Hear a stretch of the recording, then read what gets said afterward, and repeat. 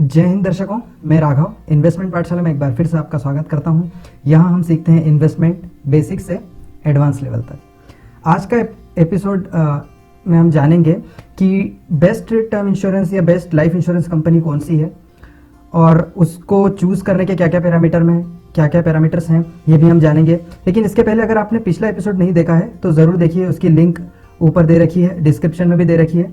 पिछले एपिसोड में हमने ये जाना था कि लाइफ इंश्योरेंस खरीदते समय कौन कौन से ट्रैप्स हैं जिससे आपको बचना चाहिए और कौन कौन सी बातें हैं जिन्हें आपको ध्यान रखना चाहिए ताकि आप आपके हज़ारों या लाखों रुपए इवन बचा सकें और ज़्यादा से ज़्यादा फ़ायदा भी उठा सकें लाइफ इंश्योरेंस का। तो पिछला वीडियो ज़रूर देखिए। तो आइए शुरुआत करते हैं। तो इस वीडियो में हम जानेंगे कि कैसे हाउ टू सिलेक्ट राइट और बेस्ट इंश्योरेंस कंपनी। आइए शुरू करते हैं। तो एक यहाँ पर मैंने एक चेकलिस्ट बनाई है छोटी सी 4 पॉइंट्स की कि क्या क्या चीज़ें आपको देखनी है लाइफ इंश्योरेंस खरीदते समय उस कंपनी में। यहाँ पर हम क्या कर रहे हैं कि अलग अलग लाइफ इंश्योरेंस की कंपनीज को कंपेयर करने वाले हैं। तो किन बेसिस पर आपको कंपेयर करना चाहिए वो यहाँ पर दे रखा है। तो सबसे पहला जो पॉइंट है वो है क्लेम सेटलमेंट रेशियो। तो आइए जानते हैं ये क्या होता है। तो देखिए, जब भी कोई व्यक्ति लाइफ इंश्योरेंस खरीदता है और अगर उस व्यक्ति की अनफॉर्चुनेटली डेथ हो जाती है बाद में, तो उसकी फैमिली से जो नॉमिनी है वो सेटलमेंट के लिए जाएगा, वो क्लेम करने जाएगा कि इतने अमाउंट का इंश्योरेंस था तो इतने पैसे मुझे दीजिए, है ना। तो अब क्या होता है, क्लेम सेटलमेंट रेशो का क्या होता है कि मतलब कि एक साल में किसी एक कंपनी के पास टोटल कितने क्लेम सेटलमेंट्स आए और उसमें से कंपनी ने एक्चुअल में कितने सेटल किए। तो क्या होता है कि कोई भी कंपनी 100% सारे ही क्लेम्स को सेटल नहीं कर पाती है, उनकी भी कुछ मजबूरियां होती है, क्योंकि हो सकता है कई केसेस में फ्रॉड निकल जाते हैं।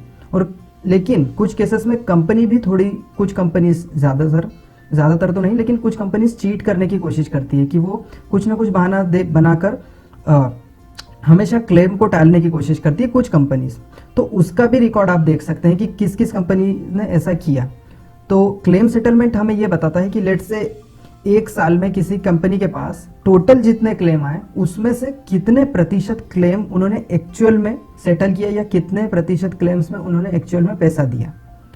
तो इसका क्या मतलब होता है कि लेट से किसी कंपनी के पास 100 क्लेम्स आए एक फाइनेंशियल ईयर में, तो उन 100 में से अगर उस कंपनी ने 99 या 99 क्लेम्स को सेटल कर दिया तो कंपनी बहुत अच्छी है। सिर्फ एक क्लेम को किसी कारणों की वजह से, हो सकता है किसी वैलिड रीजन की वजह से उसने कंपनी ने मना कर दिया, लेकिन 100 में से 99 केसेस में 99 केसेस में उसने क्लेम को सेटल किया, तो ये बहुत अच्छा क्लेम सेटलमेंट रेशो होगा। तो इस तरीके से जितना ज़्यादा क्लेम सेटलमेंट रेशो होगा वो कंपनी उतनी अच्छी है। अगर 99% है तो बहुत अच्छा, 98% है तो थोड़ा सा कम अच्छा, कम तो नहीं, 1% की बात है, लेकिन वो ज़्यादा, जितना ज़्यादा हो सके उतना अच्छा। अब एक सेकेंड कॉन्सेप्ट भी है अमाउंट सेटलमेंट रेशो। ये क्या होता है, अब ध्यान से सुनिए कि लेट से उस कंपनी ने जो कि जिसके पास एक साल में, हमारे एग्जांपल में एक साल में उसके पास 100 क्लेम्स आए, है ना। तो हो सकता है 99 क्लेम्स जो आए वो एग्जांपल के लिए 1-1 करोड़ के हों।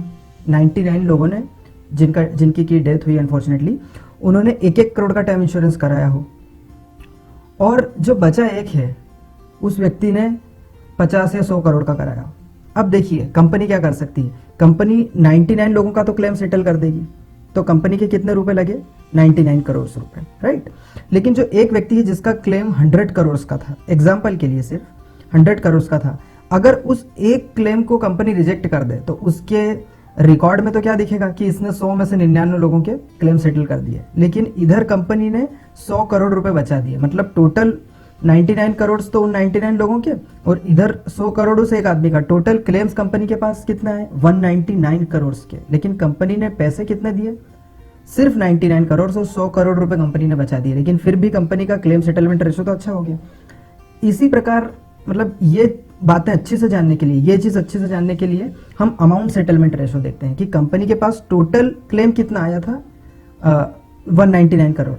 चलिए राउंड फिगर में 200 करोड़ हम मान लेते हैं, लेकिन कंपनी ने उसमें से कितना सेटल किया, सिर्फ 99 करोड़, मतलब लगभग आधा, सिर्फ आधा ही अमाउंट सेटलमेंट किया। क्लेम सेटलमेंट तो उसने 99% किया, लेकिन अमाउंट सेटलमेंट उसने लगभग 50% ही किया।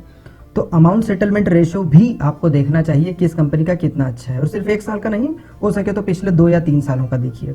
और उसके अलावा आप ये दो जो पहले मैंने पॉइंट्स बताए, क्लेम्स और अमाउंट सेटलमेंट रेशियो, ये बहुत ज़्यादा इंपॉर्टेंट है, इसलिए मैंने इन्हें बोल्ड लेटर्स में लिखा है। और इसके बाद कुछ चीज़ें आपको और कंपेयर करना ही होती है कि प्रीमियम किस कंपनी का कम है। अगर कोई कंपनी का अमाउंट और क्लेम सेटलमेंट रेशियो बहुत अच्छा है लेकिन प्रीमियम डबल या 1.5 गुना है, तो वो थोड़ा सा कंसर्निंग हो सकता है, तो वो भी आप देख सकते हैं। और उसके अलावा आप देख लीजिए कि टोटल नंबर ऑफ कस्टमर्स उस कंपनी के कितने हैं। तो आप ज़रूरी नहीं कि जिसका सबसे ज़्यादा टोटल नंबर ऑफ कस्टमर्स हो आप उसका ही लीजिए, उसका इंश्योरेंस लीजिए, लेकिन ज़्यादा कस्टमर्स हों तो एक वो फेथ की बात, मतलब एक थोड़ा सा ट्रस्ट डेवलप हो जाता है कि हाँ इस कंपनी के इतने सारे कस्टमर्स हैं तो कुछ अच्छी बात हो सकती है। ये आप सिर्फ चेक कर सकते हैं एक बार। लेकिन सबसे ज़्यादा ज़रूरी क्या है, जैसा कि हमने देखा, क्लेम सेटलमेंट रेशो और अमाउंट सेटलमेंट रेशो। तो ये दोनों पॉइंट्स हम देखने वाले हैं आगे की स्लाइड्स में। तो ये क्लेम सेटलमेंट की डेफिनेशन है कि क्लेम सेटलमेंट रेशो क्या होता है, ये हमने ऑलरेडी डिस्कस कर लिया है। तो आगे अगले हम ये देखते हैं कि 2018-19 में किस कंपनी का क्लेम सेटलमेंट रेशो सबसे ज़्यादा रहा। तो देखिए, अगर आप 2018-19 की बात करें तो HDFC स्टैंडर्ड का क्लेम सेटलमेंट रेशो 99.04% रहा, मैक्स लाइफ का रहा 98.74%, ICICI प्रूडेंशियल लाइफ का रहा 98.58% और LIC का रहा 97.79%। करेक्ट।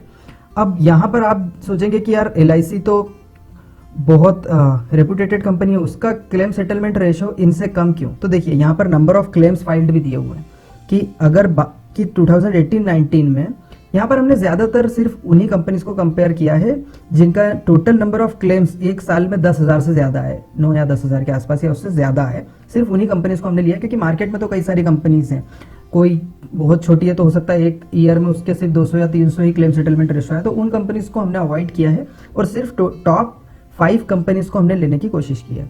तो देखिए HDFC स्टैंडर्ड लाइफ के पास 2018-19 में टोटल नंबर ऑफ क्लेम्स कितने आए थे, 12,946। उसमें से उसने 12,822 को claim number of claim settle कर दिए, तो उसका रेशो ये बना 99.04। इसी प्रकार से मैक्स लाइफ के पास आए थे 15,087 लोग, जिसमें से 14,897 लोगों का उसने क्लेम एक्चुअल में सेटल कर दिया, तो 98.74। इसी प्रकार से 10,000 ICICI के पास आए थे, जिसमें से 10,627 उसने सेटल कर दिए, तो 98.58% बना। लेकिन अब यहाँ पर LIC का नंबर देखिए, 7,50,950।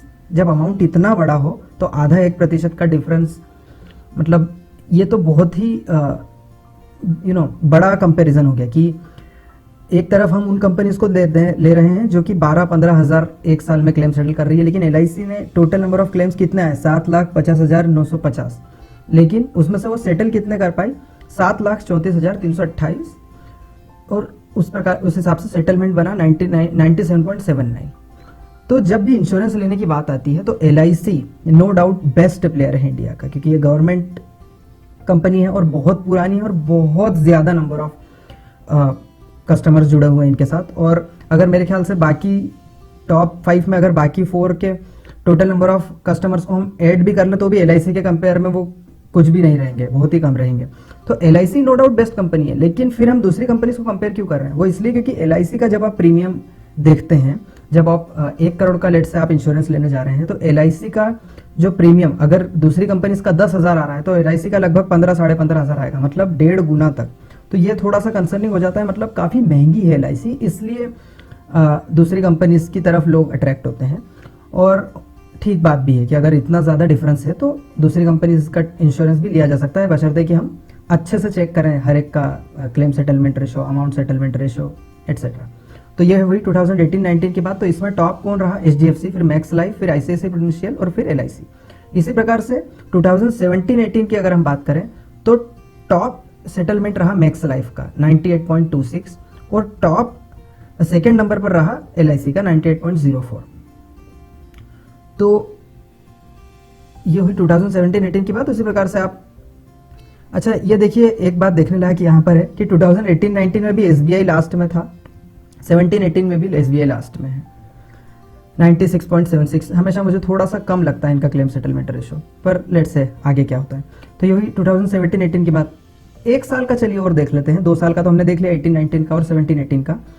ये हुई, अब ये रहा 2016-17 का। इसमें LIC टॉप पर है और सेकेंड नंबर पे मैक्स लाइफ है। तो मैक्स लाइफ को आप देखिए, पिछले साल टॉप पर था और उसके पहले HDFC स्टैंडर्ड था, फिर मैक्स लाइफ आया और फिर LIC आया। तो ये टॉप पोजीशन चेंज होती रहती है, लेकिन 3 साल का जब हम देख लेते हैं तो हमें एक आइडिया तो हो ही जाता है कि कौन सी कंपनी एटलीस्ट टॉप 3 में कौन सी आ रही है, टॉप 5 में कौन सी आ रही है, ये तो हम देख ही सकते हैं। हाँ, लेकिन इस साल देखिए SBI लास्ट में नहीं आया, ICICI प्रूडेंशियल लाइफ लास्ट में आ गया है। तो ये 3 सालों का हमने क्लेम सेटलमेंट रेशो देखा। तो इसमें HDFC स्टैंडर्ड, मैक्स लाइफ और LIC, ये 3 प्लेयर्स निकल के आए जो कि तीनों में एक एक बार तीनों टॉप पर आ चुके हैं, जो कि पिछले 3 सालों में। ठीक है, अब अमाउंट सेटलमेंट रेशो हमने ऑलरेडी डेफिनेशन डिस्कस कर ली है कि टोटल कितना सेटलमेंट का अमाउंट कंपनी के पास आया, उसमें से कंपनी ने एक्चुअल में कितना पे किया। ठीक है, अमाउंट, अब यहाँ नंबर ऑफ क्लेम्स की बात नहीं हो रही है। क्लेम सेटलमेंट रेशो में नंबर ऑफ क्लेम्स देखे जाते हैं, अमाउंट सेटलमेंट रेशो में उन सारे क्लेम्स का टोटल अमाउंट जोड़ लिया जाता है और उसका रेशो देखा जाता है कि उसमें से कंपनी ने कितना पे किया। तो अब यहाँ पे नतीजे चौंकाने वाले आपको दिखेंगे। तो देखिए, सबसे ज्यादा अमाउंट सेटलमेंट रेशो, जैसा कि मैंने बताया भी था कि सबसे ज्यादा ट्रस्टवर्थी तो LIC ही है, थोड़ा सा महंगा है जिस वजह से दूसरे प्लेयर्स के पास जाना पड़ता है। पर देखिए यहाँ पे भी पिछले 3 सालों का हमने देखा है, 18-19, 17-18 और 16-17, तीनों सालों में सबसे ज्यादा अमाउंट सेटलमेंट रेशो रहा है LIC ऑफ इंडिया का, life insurance corporation of India का। सेकेंड नंबर पे मैक्स लाइफ का रहा है 94.33, फिर उसके पहले 95.26 और फिर 94.21।